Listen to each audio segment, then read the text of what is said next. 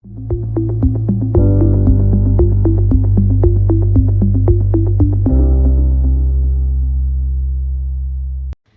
na bino bana membre. Ngai kombo na ngai Dr Harmonie Magben Mikorska Marshall. Nazali motivatrice ya ba génération. Lelo tolobela maladie ba bengi Parkinson. Eza dégénérescence ya ba neurone ya ba cerveau o yambaka ba message grâce ya hormone ba bengi dopamine. Nde yango ekipaka matali contrôle ya ba mouvement topé boningani ya nzoto pe tremblement ou bien kolenga soki oza na bopemi to pe na repos. Maladie ya Parkinson ezali nango urgence te, kasi soki ezo déranger yo il faut ba diagnostiquer yo epai ya ba minganga bakosala yo ba examen ya laboratoire pe ba examen ya imagerie médicale. Ndeto mituni motuna oyo nini esalaka pona mutu abela maladie ya Parkinson? Tolobi ete origine nango eyebani nango vraiment non te ti lelo, kasi ba facteur ebele eza incriminé lokola ba facteur génétique, ba facteur environnementaux oyo mutu azobika mikolo nyonso na vie na ye. Eza lokola ba stress ememaka ba nungu ebele ya makambu na ba niveau na kati ya cerveau. Tolobi facteur mususu ezali komela bakisi lokola ba anti-émetteur. Nde motuna mususu ekweleli biso na minute oyo ba chéri na ngai. Nani akoki kosala maladie ya Parkinson? To ndenge nini tokoki kosala yango? Tolobi ete eyaka entre 58 pe 60 ans. Eza maladie ya batu bapusani na mbula. Mingi eyaka pa bana mibali par rapport ya bana basi. Plus mbula ezopusana, plus tozo s'exposer na kobela maladie ya Parkinson. Tokola te.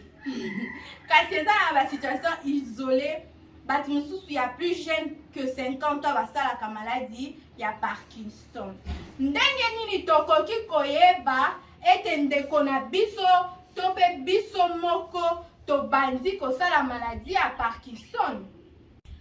Toko remarquer ete tobandi kolenga surtout na maboko to pe makolo soki tovandi ka boye na repos tosalelo te. Osimbi na ope loko te, ovandi ka kimia me maboko ezolenga yango moko pamba. Soki ka o décide ka tosala musala moko boye omona kolenga ana esili. Deuxièmement, on peut présenter rigidité. Par exemple, on a poso koma, o koko komate. O sa ta shampoing na mutu boye, maboko wapi. Moi exacte. Troisièmement, on komona trouble ya kotambola.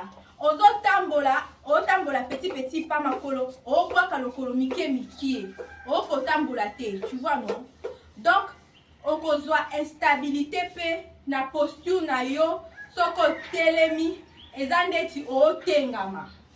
Na yango nasengi na bino pe na lobi ete Parkinson eza maladie moko malheureusement nanu tozwi ba mitindo to pe modèle nini ya kobikisa yango totalement te. Kasi topesaka kaka ba calmant na ba supplément ya dopamine. Ba évolution ya ba étude ya épigénétique to pe génétique eza en cours. Mais en attendant, tozo calmer nanu batu kaka.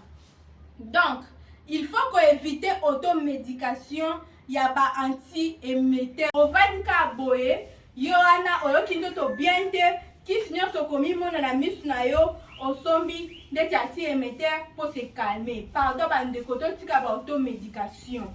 Nde tosengi na bino lisusu pardon. to éviter ba stress inutile. Toyebi que vie est dans passé avec beaucoup de réalités auxquelles nous faisons face. Kasi ce qui dépend kaka na biso moko. To kitisa ba niveau ya stress.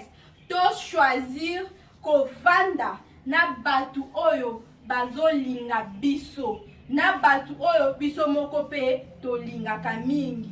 Pe yango wana eza tellement facile parce que la vie ezo offrir biso ba possibilité à choisir.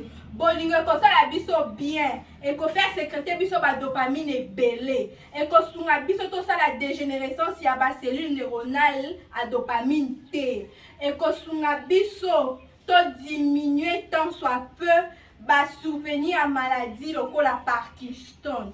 S'il vous plaît bandeko, na lobby pe na sengi bino botonzi.